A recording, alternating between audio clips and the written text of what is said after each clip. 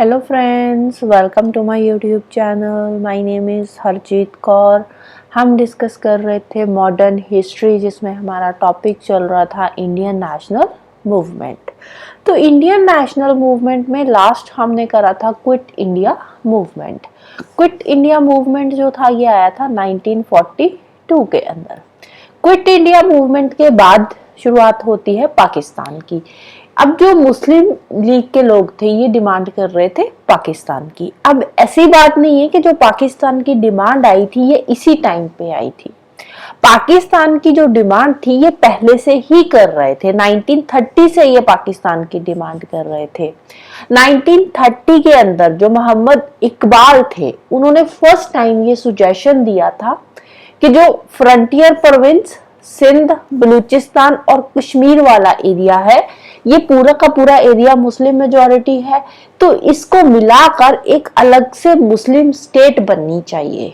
तो ये आइडिया जो था ये पहले से ही आ रहा था पाकिस्तान का, राइट। तो उसके बाद चौधरी रहमत अली आए, उन्होंने एक प्रॉपर टर्म दी। यहाँ पे इन्होंने वो क्या बोला था कि ये वाले जो सारा का सारा एरिया है इसको मिलाकर एक मुस्लिम स्टेट बनाया जाए। लेकिन जो टर्म थी पाकिस्तान टर्म, ये टर्म दी थी चौधरी रहमत अली ने। तो टर्म किसने दी थी पाकिस्तान वाली? ये टर्म दी थी चौधरी रहमत अली ने। इसको नाम दिया था पाकिस्तान का, राइट। अब उसके बाद अब ये जो पाकिस्तान की डिमांड हो रही थी, डिमांड क्यों हो रही थी, क्यों बोल रहे थे कि हमें एक अलग से मुस्लिम मेजॉरिटी स्टेट चाहिए? ये इसलिए बोल रहे थे क्योंकि जिन्ना का क्या मानना था, जो जिन्ना थे, जिन्ना का मानना था कि अगर कल को इंडिया को फ्रीडम मिल जाती है, इंडिया एक अलग से फ्री कंट्री बन जाता है, तो इंडिया क्या होगा? इंडिया जो होगा वो एक हिंदू मेजॉरिटी स्टेट बनेगा, इंडिया बनेगा। तो वहां पे जो मुस्लिम्स है, मुस्लिम्स को कहीं ना कहीं नहीं पूछा जाएगा। वहां पे हिंदू मेजॉरिटी स्टेट बन जाएगा तो वो हिंदूज को पूछेंगे, तो वहां पे कहीं ना कहीं ये मुस्लिम्स को बाद में डोमिनेट करने लगेंगे, जो हिंदूज होंगे फ्री इंडिया के। इसीलिए ये पहले से ही डिमांड कर रहे थे किसकी? पाकिस्तान की, कि एक ऐसी स्टेट बनाई जाए जिसमें पूरे के पूरे मुस्लिम्स हो, मुस्लिम मेजॉरिटी स्टेट बनाई जाए, जिसके लिए इन्होंने नाम दिया था पाकिस्तान का, राइट। अब जो लाहौर सेशन हुआ था 1940 के अंदर, 1940 के अंदर जो लाहौर सेशन हुआ था, इसमें इन्होंने एक रेजोल्यूशन पास किया था। कौन सा रेजोल्यूशन? पाकिस्तान रेजोल्यूशन। तो यहाँ पे इन्होंने एक अपनी थ्योरी दी थी। कौन सी थ्योरी दी थी? Two nation theory. ये जिन्ना की थ्योरी थी, टू नेशन थ्योरी, कि इंडिया और पाकिस्तान दो अलग अलग नेशन होने चाहिए। तो यहाँ पे इन्होंने पाकिस्तान रेजोल्यूशन, जो मुस्लिम लीग का ये सेशन था, तो इसमें मुस्लिम लीग ने पहली बार ये पाकिस्तान रेजोल्यूशन जो था वो पास किया था 1940 के अंदर। और साथ ही साथ इन्होंने आइडिया दिया था टू नेशन थ्योरी का, क्योंकि इनको एक अलग से अपना कंट्री चाहिए था, अलग से नेशन चाहिए था। कौन सा? पाकिस्तान। तो बाद में एक प्रॉपर ड्राफ्ट प्रपोजल भी इन्होंने तैयार करा था। कौन कौन से लोग थे जिन्होंने मिलकर ये ड्राफ्ट तैयार करा था? तो इसमें आते हैं सिकंदर हयात खान, फजलुल हक एंड खलीक जमन। तो इन्होंने मिलकर ये प्रॉपर एक ड्राफ्ट भी इसके लिए बनाया था, तैयार किया था। तो अब जो पहले गवर्नमेंट ऑफ इंडिया एक्ट आया था 1935 का, गवर्नमेंट ऑफ इंडिया एक्ट 1935 का, तो इसमें जो भी प्रोविजंस उस टाइम पे दिए थे, फेडरल स्कीम के जो प्रोविजंस लेकर आए थे हमारे लिए, उनको भी इन्होंने रिजेक्ट कर दिया। मुस्लिम लीग ने उसको भी यहाँ पे रिजेक्ट कर दिया।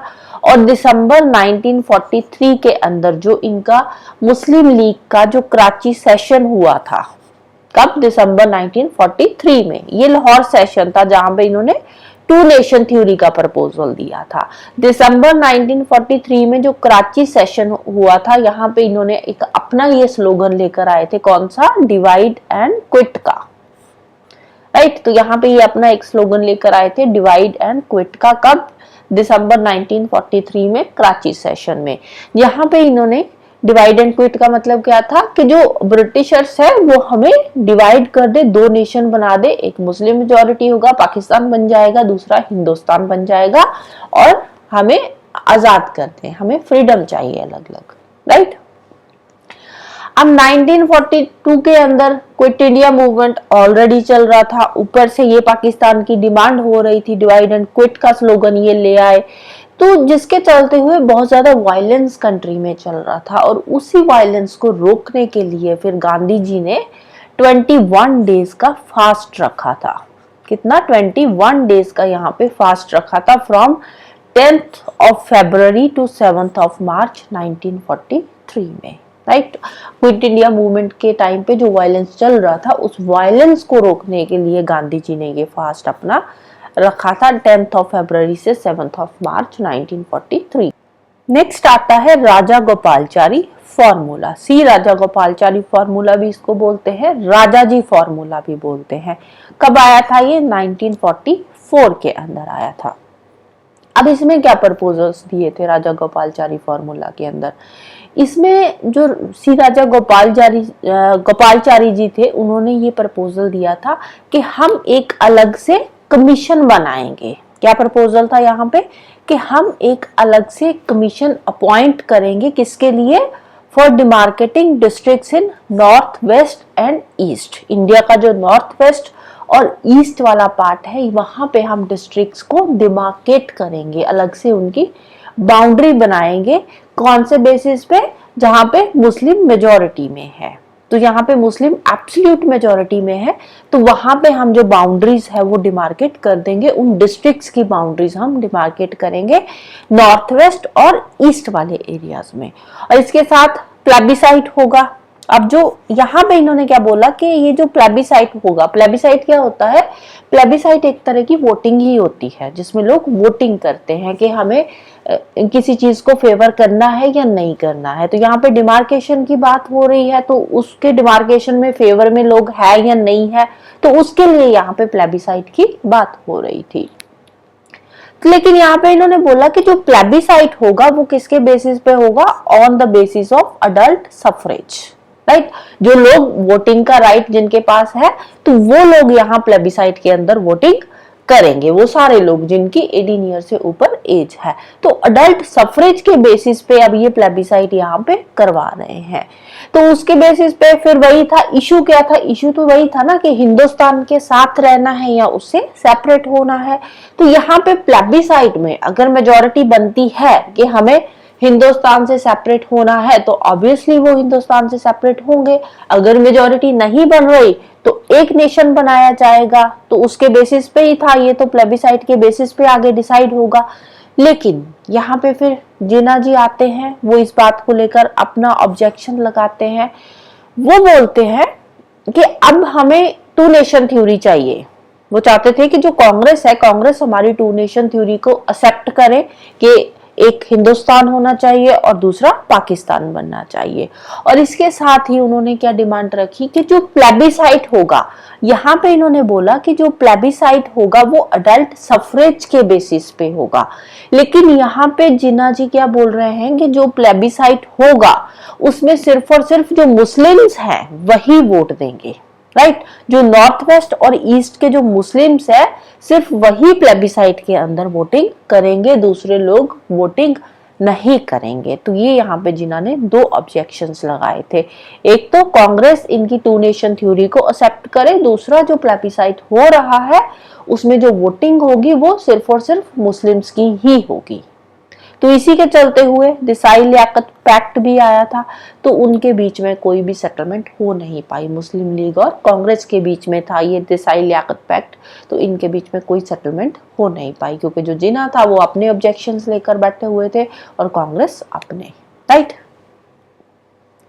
उसके बाद आती है शिमला कॉन्फ्रेंस, जिसको वेवल प्लान भी बोलते हैं। ये 1945 के अंदर आया था। तो जो लॉर्ड वेवल थे, ये इंडिया के लिए ये कुछ प्रपोजल्स अब यहाँ पे लेकर आए।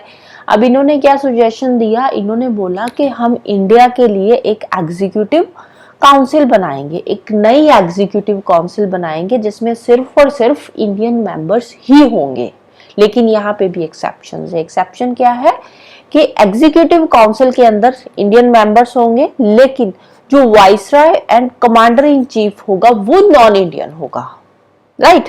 एग्जीक्यूटिव काउंसिल के अंदर सारे के सारे इंडियन मेंबर्स होंगे, किसको छोड़कर, viceroy and commander in chief को छोड़कर। जो viceroy and commander in chief होगा वो क्या होगा, वो सिर्फ और सिर्फ नॉन इंडियन मेंबर्स होंगे काउंसिल के, बाकी सारे के सारे इंडियन मेंबर्स होंगे। अब यहाँ पे इन्होंने इंडियन मेंबर्स को परमिशन दे दी कि एग्जीक्यूटिव काउंसिल के मेंबर सारे इंडियन होंगे, लेकिन यहाँ पे जो काम होगा, काम किस तरीके से होगा, काम होगा जो एग्जिस्टिंग कॉन्स्टिट्यूशन चल रहा है। वो बोल रहे हैं कि जो कॉन्स्टिट्यूशन हम चला रहे हैं उसी कॉन्स्टिट्यूशन के बेसिस पे पूरा ये पूरी की पूरी काउंसिल जो है वो काम करेगी। लेकिन हाँ, फ्यूचर में हम नए कॉन्स्टिट्यूशन के बारे में डिस्कशन कर सकते हैं, लेकिन फिलहाल के लिए जो काम चलेगा वो एग्जिस्टिंग कॉन्स्टिट्यूशन के अकॉर्डिंग ही यहाँ पे काम चलेगा, राइट। तो ये था वेवल प्लान। और वेवल प्लान के अंदर साथ ही इन्होंने हिंदू और मुस्लिम जो थे उन दोनों को इक्वल रिप्रेजेंटेशन दी। कि मुस्लिम एंड हिंदू जो होंगे यहाँ पे दोनों को इक्वल रिप्रेजेंटेशन दी जाएगी। तो यहाँ पे फिर से जिन्ना जी आते हैं। अब जिन्ना की यहाँ पे क्या डिमांड थी, जिन्ना की डिमांड थी कि जो मुस्लिम मेंबर्स यहाँ पे होंगे, मुस्लिम मेंबर्स को कौन रिप्रेजेंट करेगा, मुस्लिम लीग। तो यहाँ पे ये अपनी डिमांड लेकर आ गए, जिसके चलते हुए जो मुस्लिम लीग थी उन्होंने वेवल प्लान को रिजेक्ट कर दिया, मना कर दिया, राइट। नेक्स्ट हम बात करते हैं इंडियन नेशनल आर्मी की। अब ये जो इंडियन नेशनल आर्मी बनाने का आइडिया था ये किसका था, तो ये आइडिया था मोहन सिंह जी का। किसका आइडिया था आईएनए को बनाने का, मोहन सिंह जी का आइडिया था। नाम इंपॉर्टेंट है, याद रखना है। कौन थे ये मोहन सिंह, मोहन सिंह जो थे ये ब्रिटिश इंडियन आर्मी के एक इंडियन ऑफिसर थे। इन्होंने ये आइडिया दिया था इंडियन नेशनल आर्मी बनाने का। अब सेकेंड वर्ल्ड वॉर चल रही थी, तो उस टाइम पे जापान में जितने भी इंडियन प्रिजनर्स ऑफ वॉर थे, इंडियन प्रिजनर्स ऑफ वॉर जो थे जापान के, तो उन्होंने उनको छोड़ दिया प्रिजनर्स ऑफ वॉर को। तो जितने भी प्रिजनर्स ऑफ वॉर थे इंडिया के, तो उनको किसको सौंप दिया, मोहन सिंह जी को। तो अब वहां पे मोहन सिंह जी ने इंडियन नेशनल आर्मी बनाने के बारे में सोचा। तो अब जितने भी ये इंडियन प्रिजनर्स ऑफ वॉर थे इनको इकट्ठा किया, इनको रिक्रूट करा और रिक्रूट करके इन्होंने तैयार करी इंडियन नेशनल आर्मी। 1942 के एंड तक आते आते 40,000 लोग ऐसे थे जो तैयार हो गए थे इंडियन नेशनल आर्मी को ज्वाइन करने के लिए। और दूसरी साइड क्विट इंडिया मूवमेंट भी चल रहा था, जिसके चलते हुए आईएनए का जोश लोगों में और ज्यादा आ रहा था कि हम इंडियन नेशनल आर्मी को ज्वाइन करेंगे, इंडिया के लिए लड़ेंगे। तो मार्च 1942 के अंदर इंडिया की एक कॉन्फ्रेंस हुई थी टोक्यो में, राइट। टोक्यो में इंडिया की एक कॉन्फ्रेंस हुई थी जहां पे इन्होंने बनाई इंडियन इंडिपेंडेंस लीग। कब बनी थी इंडियन इंडिपेंडेंस लीग, मार्च 1942 के अंदर। उसके बाद बैंकॉक कॉन्फ्रेंस हुई। बैंकॉक कॉन्फ्रेंस के अंदर जो इंडियन इंडिपेंडेंस लीग थी उसके प्रेसिडेंट किसको इलेक्ट किया गया, रास बिहारी बोस को। रास बिहारी बोस अब बन गए हैं इंडियन इंडिपेंडेंस लीग के प्रेसिडेंट, राइट। कब बनी है ये इंडियन इंडिपेंडेंस लीग, मार्च 1942 के अंदर। उसके बाद जो बैंकॉक कॉन्फ्रेंस हुई थी उसमें रास बिहारी बोस को इनके प्रेसिडेंट इलेक्ट किया गया। अब थोड़ा सा और पीछे चलते हैं, 41 में सुभाष चंद्र बोस जी आते हैं। अब यहाँ पे 1941 के अंदर जो सुभाष चंद्र बोस जी थे ये जैसे तैसे बचकर ये पहुंचते हैं बर्लिन, और बर्लिन जाकर ये शुरुआत करते हैं इंडियन लीग की वहां से, राइट। बर्लिन से ये इंडियन लीग की शुरुआत करते हैं 1941 के अंदर। उसके बाद 1943 में ये वापस आते हैं सिंगापुर में। 1943 में सिंगापुर में वापस आते हैं। अब पहले क्या हुआ था 1939 में, 1939 में कांग्रेस और जो सुभाष चंद्र बोस थे दोनों के बीच में कुछ डिफरेंसेस हो गए थे, राइट। जिसकी वजह से जो सुभाष चंद्र बोस थे इन्होंने अपना एक फॉरवर्ड ब्लॉक तैयार करा था 1939 के अंदर। लेकिन यहाँ पे आकर 1943 में जब ये सिंगापुर आते हैं सुभाष चंद्र बोस, तो ये फिर से इनको ज्वाइन कर लेते हैं, रास बिहारी बोस के साथ ये मिल जाते हैं, इनको फिर से ज्वाइन करते हैं। और अक्टूबर 1943 से इन्होंने क्या सेटअप करा था, एक प्रोविजनल इंडियन गवर्नमेंट सेटअप करी और इसका हेडक्वार्टर कहाँ पे बनाया, रंगून एंड सिंगापुर में, राइट। नेक्स्ट हम बात करते हैं आईएनए ट्रायल्स की।